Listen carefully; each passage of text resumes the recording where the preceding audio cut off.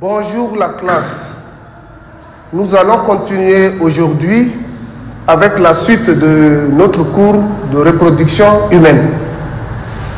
La fois passée, nous avions vu la spermatogenèse qui est la première partie et aujourd'hui nous amorçons la deuxième partie intitulée l'ovogenèse et la fécondation au sein de l'espèce humaine. Nous allons commencer par la partie grand A, qui est ici l'ovogenèse. Petite présentation. Je rappelle que la dernière fois, quand nous avons parlé de la spermatogenèse, nous avions dit que ce terme désigne la production des spermatozoïdes dans les tubes séminifères des testicules, et ce processus chez l'homme commence à la puberté et se poursuit durant toute la vie. Aujourd'hui, nous allons donc aborder l'ovogenèse et nous allons découvrir que chez la femme, le processus se déroule de façon différente. Dans la mesure où chez la femme, l'ovogenèse désigne la formation des ovules ou gamètes femelles dans les ovaires de la femme, mais ce processus commence au stade fœtal, c'est-à-dire que lorsque la fille est en développement dans l'utérus maternel à partir de 3 mois, on parle de fœtus. Donc l'ovogenèse commence à partir de 3 mois, c'est-à-dire au niveau fœtal. Et ce processus s'arrête à la ménopause, c'est-à-dire la période pendant laquelle la femme ne peut plus concevoir. Nous allons donc aborder le point 2, à savoir les différentes phases de l'ovogenèse. Et pour cela, nous allons donc faire un tour au niveau de la figure numéro 1. La figure numéro 1 nous montre les différentes phases de l'ovogenèse. Contrairement à ce qui se passe chez l'homme, dont la spermatogenèse comporte 4 phases, l'ovogenèse se déroule en 3 phases, à savoir la phase de multiplication, la phase d'accroissement et la phase de maturation. Nous allons aborder la première phase qui est la phase de multiplication. Au stade fœtal, il y a des cellules souches appelées ovogonies qui sont des cellules à 2 chromosomes, c'est-à-dire des cellules souches femelles diploïdes qui vont subir des multiplications mitotiques intenses, augmentant ainsi leur nombre. Après avoir vu leur nombre augmenter, les ovogonies vont accumuler des réserves et deviennent des ovocytes 1 à 2e chromosome ou ovocytes de premier ordre. C'est la deuxième phase qui est donc la phase d'accroissement caractérisée par l'accumulation de réserves des ovogonies qui augmentent de taille et changent de nom. On ne les appelle plus ovogonies, mais on les appelle maintenant ovocytes 1. Ce sont des cellules à 2e chromosome. Les ovocytes 1 vont amorcer la première division de méiose, mais cette division va se bloquer à la prophase 1, c'est-à-dire la prophase de la division réductionnelle. La femme va naître avec tous ces ovocytes 1 qui sont environ 2 millions dans ces ovaires immatures. Entre la naissance et la puberté, rien ne va se passer. Et à partir de la puberté, un petit nombre d'ovocytes 1 va donc entrer en méiose, va poursuivre la méiose, parce que ce petit nombre est activé par une hormone nommée FSH. Nous avons déjà parlé de ça, mais comme l'enseignement, la répétition étant donc la même enseignement, FSH, c'est une hormone sécrétée par l'adénohypophyse et cette hormone veut dire hormone folliculeuse stimulante ou hormone de stimulation folliculaire. Donc, c'est cette hormone-là qui va activer un petit nombre d'ovocytes 1 à partir donc de la puberté et permettra donc à certains ovocytes 1 de pouvoir évoluer. Parmi ces ovocytes 1-là, un seul recevra une dose optimale de FSH et va donc évoluer pour pouvoir achever la première division de méiose. Donc l'ovocyte 1 qui reçoit une dose optimale de FSH subit donc la première division de méiose qui entre donc dans la phase de maturation et donne naissance à deux cellules de taille inégale, à savoir l'ovocyte 2 et le globule polaire 1. Ces cellules ont chacune un chromosome. On sait que le globule polaire 1 ne possède pas un équipement enzymatique suffisant pour poursuivre la deuxième division de méiose, pour évoluer, et par conséquent, le globule polaire 1 est appelé à dégénérer. L'ovocyte 1 a deux devenirs. Dans le premier cas, lorsque la fécondation n'a pas eu lieu, l'ovocyte 2 va donc dégénérer si cet ovocyte-là n'est pas fécondé. C'est dire que chez la femme, l'ovocyte 2 va être bloqué à la métaphase 2 parce que, pour parler donc de l'ovule chez la femme, il faut absolument que la fécondation intervienne. Donc, l'ovocyte 1 qui s'est divisé pour donner deux cellules de taille inégale, une cellule de grande taille, l'ovocyte 2, et une cellule de petite taille, le globule polaire 2 là, va simplement se traduire par la dégénérescence du globule polaire 1, comme je l'ai dit.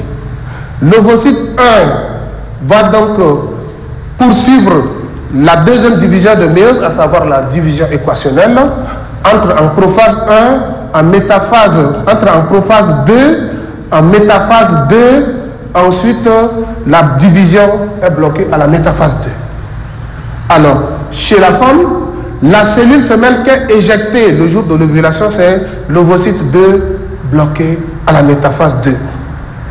Et comme je l'avais dit tantôt, cet ovocyte 2 bloqué à la métaphase 2 là, a deux devenirs. Le premier devenir, lorsque la fécondation n'a pas eu lieu, l'ovocyte 2 est appelé à dégénérer, c'est-à-dire à mourir. Lorsque l'ovocyte 2 est fécondé, comme dans le cas ici, par un spermatozoïde, l'ovocyte 2 termine la deuxième division donc de méiose et donne naissance à un ovocyte ou un ovule qui expulse un deuxième globule polaire. Et comme je l'avais dit tantôt, les globules polaires ne sont pas fonctionnels et ils dégénèrent, donc le globule polaire 2 va également dégénérer.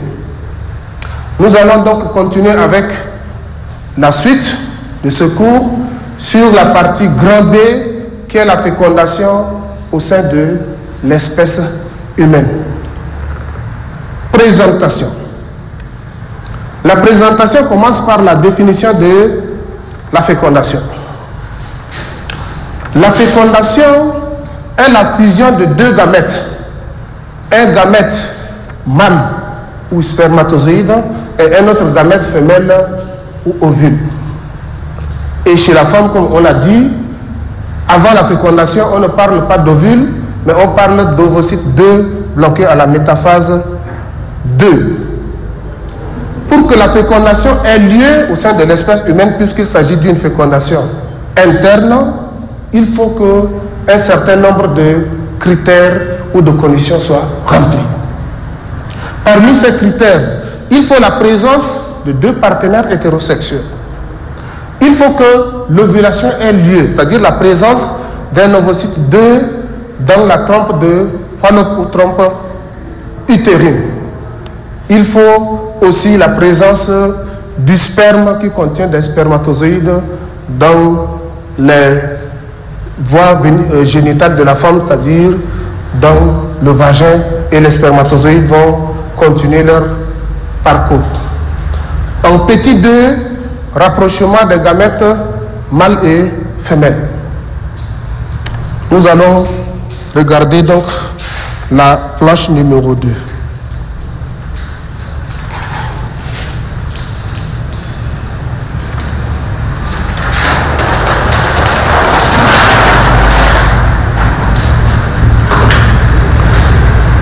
La figure 2 nous présente l'appareil génital de la femme. Lorsque nous regardons ici à l'extérieur, nous avons l'orifice vaginal, nous avons les lèvres, Et ici, nous avons le vagin, nous avons le col de l'utérus, nous avons ici la paroi de l'utérus, nous avons ici les trompes de Fallope, nous avons la présence de 2 ovaires, nous avons les pavillons de la trompe de Fallope.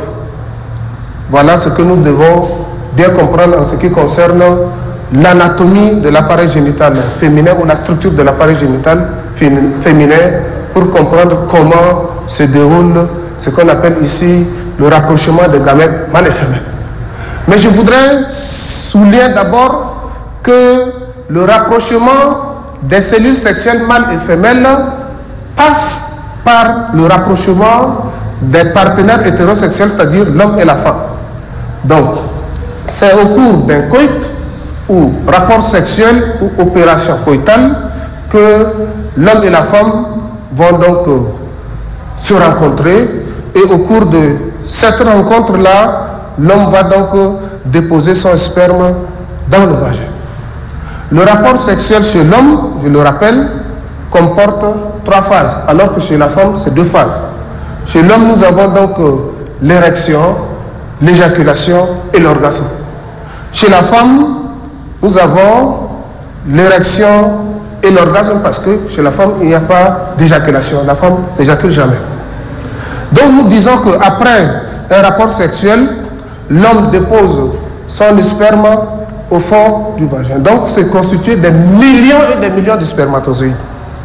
Environ 300 millions de spermatozoïdes par millilitre de sperme.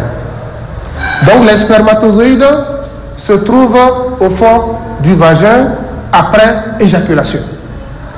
Ces spermatozoïdes vont monter jusqu'à la rencontre de l'ovocyte 2 qui va devenir éventuellement un ovule si la fécondation se produit. Alors, dans les voies génitales de la femme, il y a des facteurs qui vont favoriser les spermatozoïdes, mais il y a des facteurs défavorisants. C'est ce que nous allons maintenant voir. Alors, dans un premier temps, le vagin contient des substances qui ne favorisent pas beaucoup de spermatozoïdes. Le vagin est un milieu acide. Le pH environ 4. Donc, ce milieu qui est acide est défavorable aux spermatozoïdes et l'acidité vaginale va être à l'origine de la mort d'un grand nombre de spermatozoïdes. Mais, dans la vie, on dit qu'il y a toujours les uns et les autres. Certains spermatozoïdes vont échapper à cette mort par l'acidité vaginale, mais vont quand même traverser la paroi de l'utérus, vont continuer donc leur périple. Alors donc, ces spermatozoïdes vont passer par le col de l'utérus qui sécrète une substance nommée la glaire cervicale.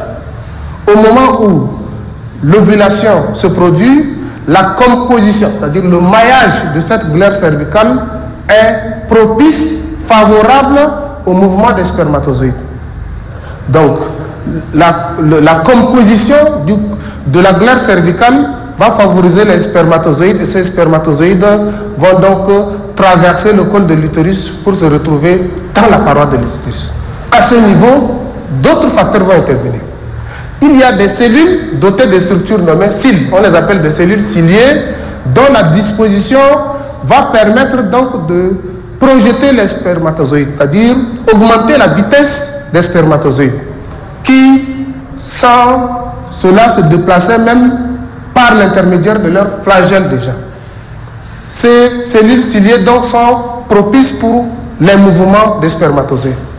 Il y a d'autres cellules nommées phagocytes qui sont naturellement présents sur l'endomètre utérin et qui vont détruire les spermatozoïdes défectueux ou anormaux.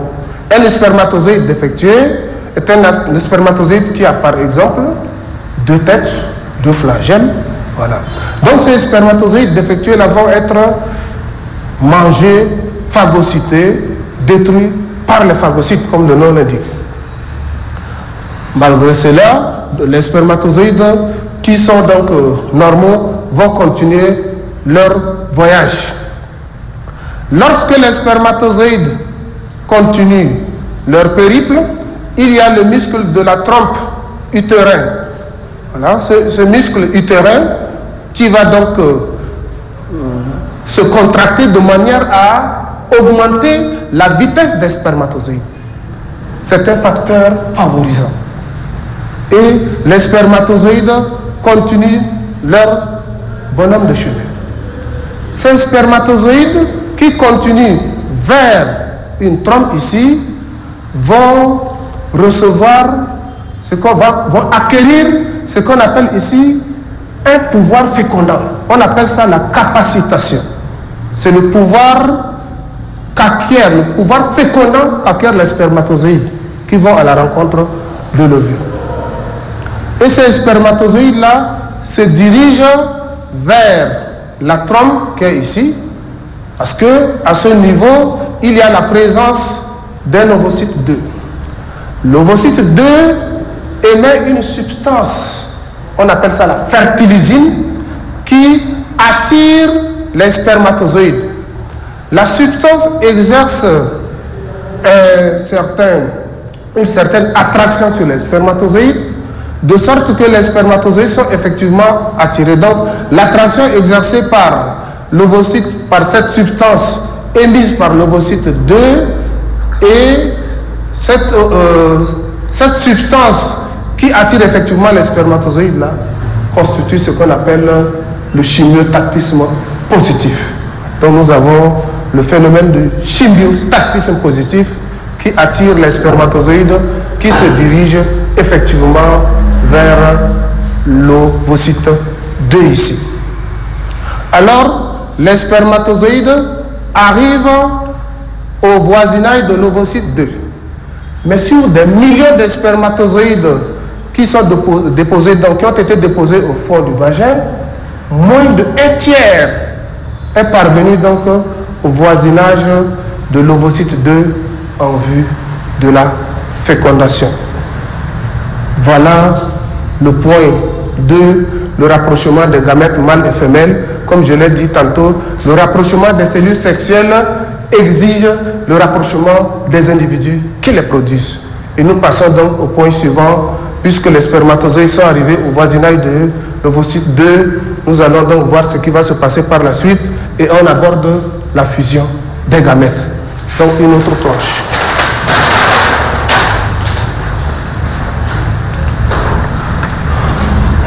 Nous avons ici les différentes étapes de la fécondation.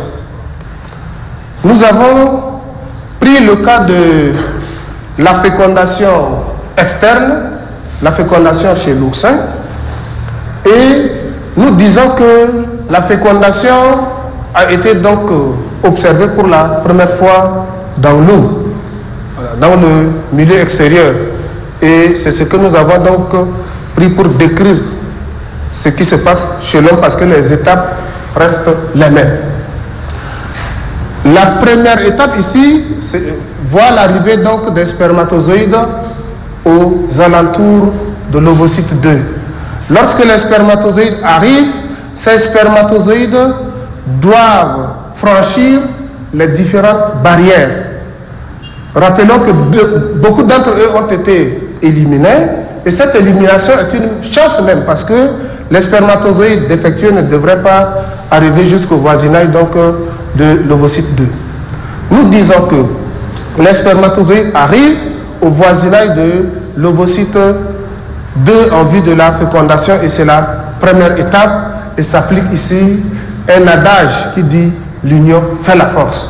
Les spermatozoïdes vont devoir utiliser les enzymes de leur acrosome pour détruire les différentes enveloppes de l'ovocyte 2 en vue de la fécondation. Passons à l'étape 2. À l'étape 2, nous voyons la formation donc d'un cône nommé cône de fécondation.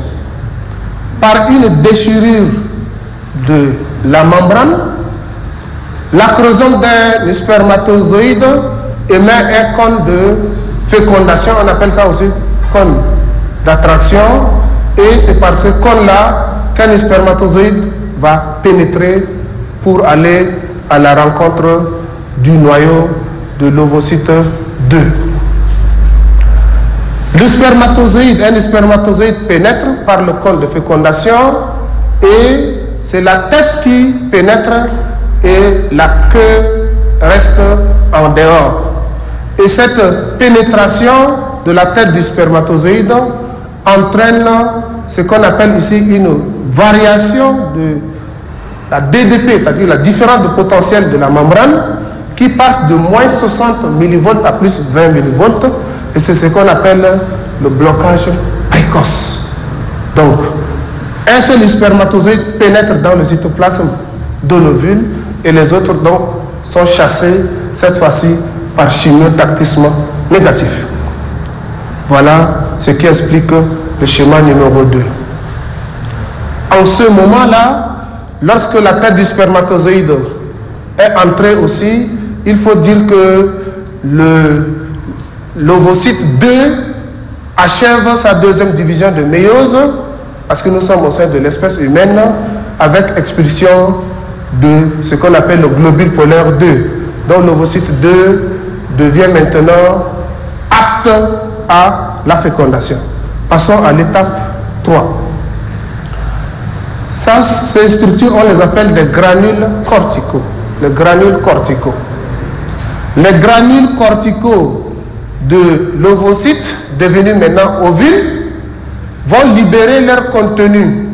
Et le contenu qui est libéré permet d'édifier ou de former une membrane appelée donc la membrane de fécondation qui est placée au-dessus de la membrane de l'ovule. Ce qui explique donc le troisième schéma. La formation de cette membrane de fécondation permet donc de renforcer le fait qu'un deuxième spermatozoïde ne peut pas encore entrer dans le cytoplasme de l'ovule pour pouvoir le féconder. Donc c'est la lutte contre la polyspermie. C'est la lutte contre la polyspermie. Permettez-moi d'écrire.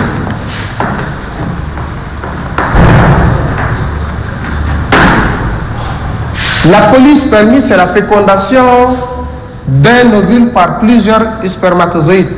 Et la nature lutte contre la polyspermie. C'est-à-dire qu'un ovule doit être fécondé par un seul spermatozoïde.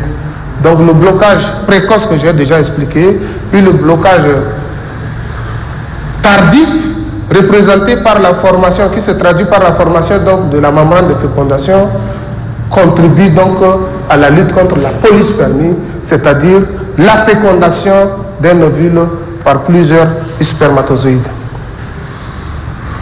Lorsque la membrane de fécondation se forme, le noyau du spermatozoïde se dirige vers le noyau de l'ovule et les spécialistes ont eu à calculer l'angle de rotation du noyau du spermatozoïde qui se dirige vers le noyau de l'ovule et cet angle de rotation est de 180 degrés. Donc le noyau du spermatozoïde se dirige vers le noyau de l'ovule en effectuant une rotation de 180 degrés. Schéma numéro 4. Ce schéma montre que les deux noyaux fusionnent. Le noyau du spermatozoïde et le noyau de l'ovule fusionnent. Voilà le début de la fusion étant donc là, avec maintenant ce que j'ai appelé la rotation de 180 degrés. Voilà, ça c'est le début de la fusion. Et le schéma numéro 5 montre que la fusion est totale. Voilà, fusion des noyaux mâle et femelle. Le noyau mâle c'est le noyau du spermatozoïde et le noyau femelle c'est le noyau de l'ovule. Les deux noyaux fusionnent et c'est ce qu'on appelle la karyogamie ou amphimixie.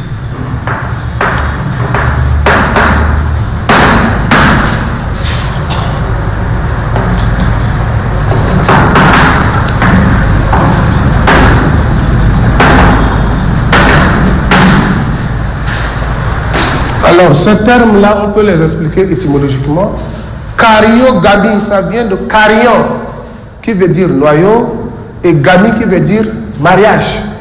Donc, si on traduit de façon étymologique, Ça veut dire que karyogamie veut dire mariage des noyaux.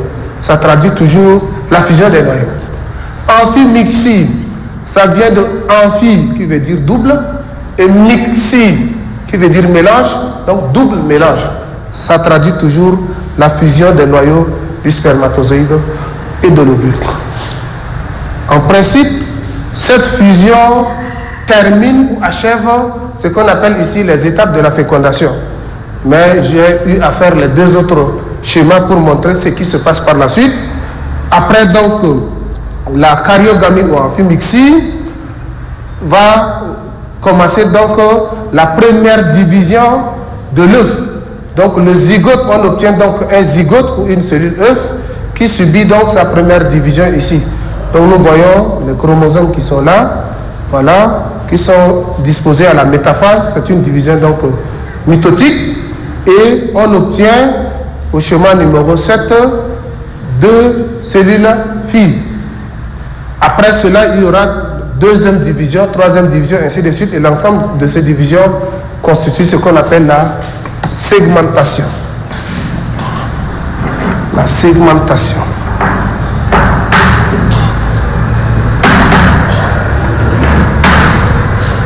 Ce sont des divisions qui affectent le zygote ou la cellule œuf après la fécondation. Nous allons, après donc le point 3, aborder les conséquences de la fécondation, en dernier point. Donc nous allons toujours utiliser donc, voilà. Je remets le planche. Nous allons utiliser, le mieux c'est d'utiliser ici le tableau. Très rapidement.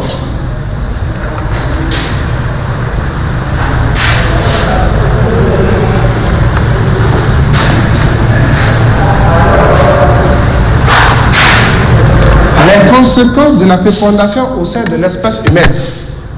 Il y a au total 4 conséquences. Première conséquence. Rétablissement de la diploïdie.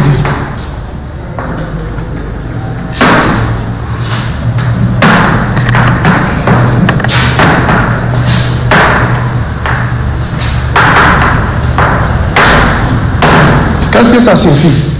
Au cours de la fécondation, le spermatozoïde, moi je mets comme ça veut dire simplement un spermatozoïde. Voilà. Ou c'est un peu plus compliqué, je vais écrire en toutes lettres.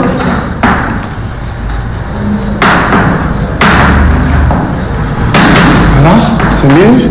Le spermatozoïde est une cellule haploïde, c'est-à-dire à un chromosome, féconde un ovule qui a un chromosome et on obtient une cellule œuf ou le zygote qui a deuxième chromosome. Voilà, donc on passe de l'haploïdie à la diploïdie parce que les spermatozoïdes, tout comme l'ovule, sont des cellules haploïdes et la cellule œuf est diploïde. C'est pourquoi on dit la fécondation permet le rétablissement de la diploïdie. Deuxième conséquence, le brassage des gènes.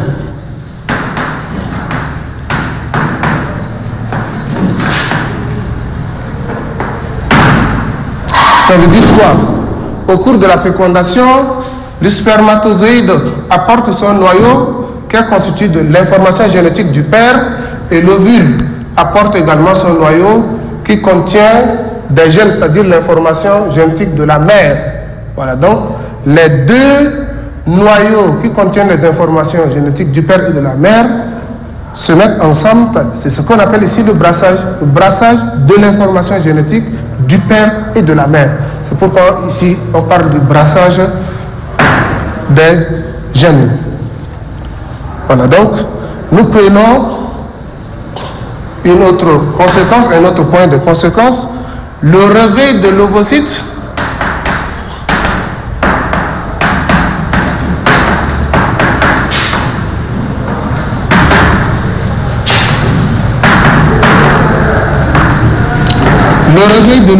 en léthargie. Ça veut dire quoi? Ça veut dire que chez la femme, là, comme je l'ai dit, on ne parle de l'ovule qu'après la fécondation. Donc, la cellule sexuelle femelle qui est éjectée le jour de l'ovulation, ce n'est pas l'ovule, mais c'est l'ovocyte 2, bloqué à la métaphase 2. Et lorsque l'ovocyte 2 est bloqué à la métaphase 2, ça veut dire que cette cellule n'est pas encore mature. Et pour que cette cellule soit donc apte à la fécondation, cette cellule doit être fécondée par un spermatozoïde. C'est ce que nous avons vu sur le schéma numéro 1. Lorsque l'ovocyte 2 est fécondé par un spermatozoïde, l'ovocyte 2 sort de sa léthargie et achève sa deuxième division de méiose avec expulsion du deuxième globule polaire et devient donc apte à être fécondé par un spermatozoïde. Et c'est ce phénomène-là qu'on appelle phénomène d'activation naturelle. Autre point par rapport aux conséquences de la fécondation au sein de l'espèce humaine, il y a le déterminisme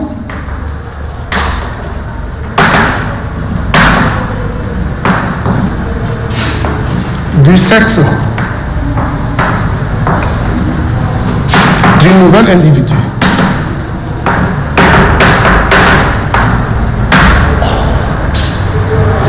Là aussi, pour démontrer, on va partir d'un spermatozoïde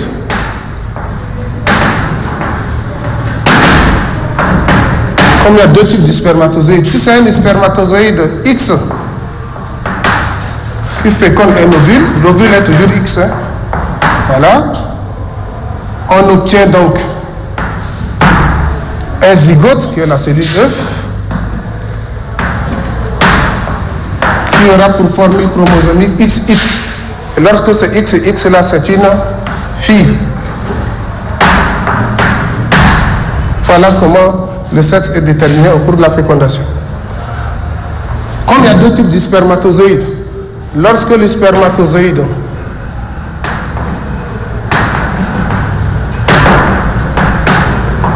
Y féconde un ovule, qui est toujours X, c'est sans changement, on aura la formation d'un zygote qui aura pour formule chromosomique XY. Et comme vous pouvez le constater, lorsque le zygote est XY, c'est un garçon qui va naître. Donc ici c'est un garçon.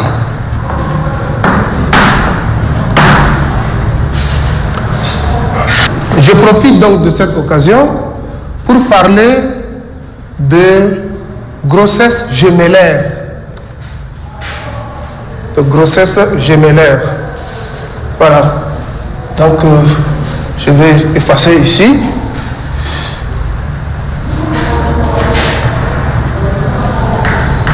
Grossesse gémellaire.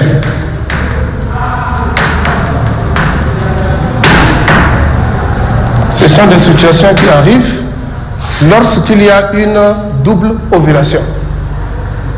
En principe, dans le fonctionnement des ovaires, voilà, il y a un médecin italien qui a découvert que les ovaires fonctionnent de façon alternative, c'est-à-dire un ovaire fonctionne ce mois et l'autre mois c'est un autre ovaire.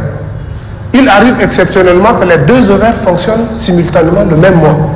Donc il peut avoir double ovulation. Donc s'il y a double ovulation, on se retrouve donc avec deux ovules.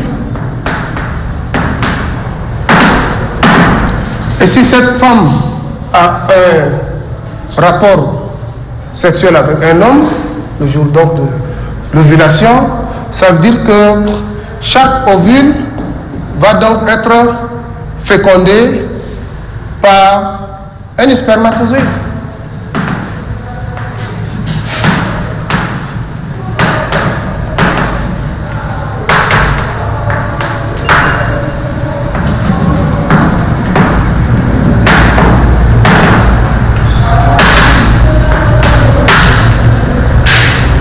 C'est un peu saturé, je vais me passer ici.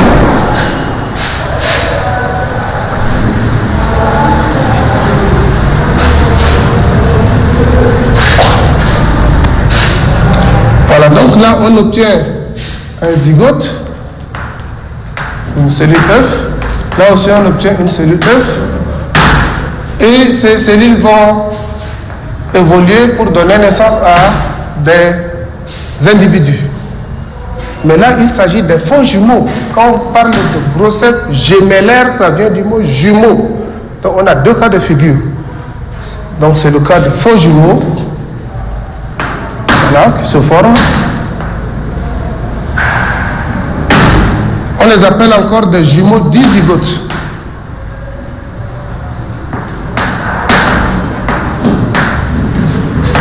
Donc les faux jumeaux se forment lorsque il y a double ovulation. Donc un ovule est fécondé par un spermatozoïde, un autre ovule est fécondé par un autre spermatozoïde, et on obtient donc deux œufs qui évoluent en deux embryons, qui évoluent en deux fœtus, voilà, qui se développent pour donner donc ce qu'on appelle ici des faux jumeaux.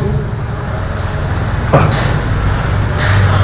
Nous avons un deuxième cas qui est le cas des vrais jumeaux.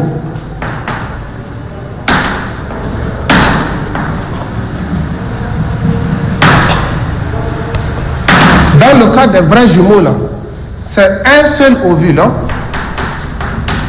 qui est fécondé par un spermatozoïde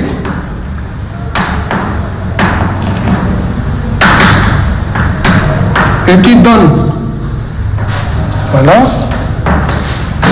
une cellule œuf. Et cette cellule œuf subit des divisions de segmentation, mais à un stade très tôt du développement, je veux dire, c'est que le jeune embryon se scinde en deux pour donner donc deux embryons.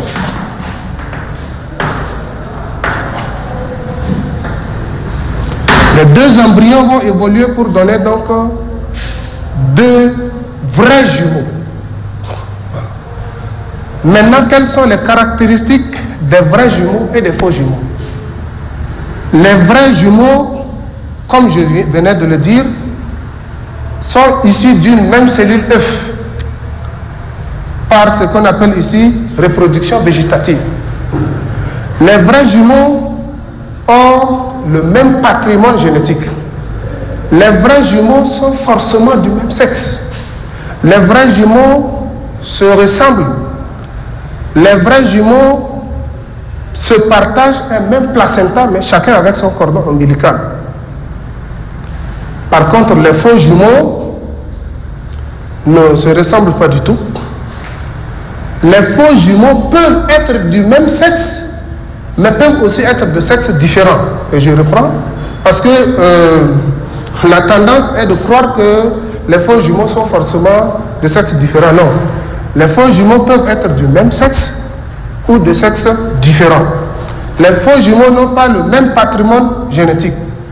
Les faux jumeaux ne se ressemblent pas. Et les fœtus du faux jumeau là, chacun a son placenta. Chacun a son placenta. Voilà. Donc je résume très brièvement ce que nous avons vu aujourd'hui, parce que nous sommes pratiquement à la fin. Dans ce cours, nous avons vu ce qu'on appelle l'ovogenèse et la fécondation au sein de l'espèce humaine. L'ovogenèse est le processus au cours duquel les ovules sont formés dans les ovaires chez la femme. L'ovogenèse se fait de façon discontinue, c'est-à-dire par escalier, et se déroule en trois phases. La première phase étant donc la phase de multiplication, la seconde, la phase d'accroissement et la phase de maturation. Chez la femme, il n'y a pas de différenciation. Donc, la cellule qui est obtenue au cours de l'ovogenèse là est simplement un ovocyte. Et chez la femme, on ne parle d'ovule qu'après la fécondation. Donc, c'est tout ce que nous avons vu. Et nous avons vu que la formation des ovules, c'est-à-dire l'ovogenèse chez la femme, commence au stade fœtal et se termine à la ménopause. C'est la période pendant laquelle la femme ne peut pas procréer. Nous avons ensuite vu la fécondation au sein de l'espèce humaine, qui est une fécondation interne, parce que chez la femme, l'organe génital est pratiquement situé donc à l'intérieur, C'est la raison pour laquelle la fécondation donc se fait là-bas, parce que la cellule sexuelle femelle est placée là-bas. Et nous avons dit que la rencontre des cellules sexuelles nécessite la rencontre des partenaires hétérosexuels. Donc lorsque les spermatozoïdes sont déposés dans le vagin, ces spermatozoïdes doivent traverser successivement les différentes voies génitales de la femme pour permettre au finish à un seul spermatozoïde de féconder l'ovule. Après la fécondation, on obtient donc un zygote ou la cellule œuf qui subit des divisions dites divisions de segmentation, et à l'issue de ces divisions, l'organisme, le fœtus va subir donc des phénomènes de transformation plus complexes qu'on aura le temps de voir un peu plus tard, pour donner finalement naissance à un garçon, ça peut être une fille aussi. Voilà, donc nous avons fini avec la deuxième partie de ce cours-là, et la prochaine fois nous allons aborder la troisième partie de ce cours sur la reproduction, à savoir les cycles sexuels féminins, les cycles sexuels de la femme. Je vous remercie et on se voit prochainement.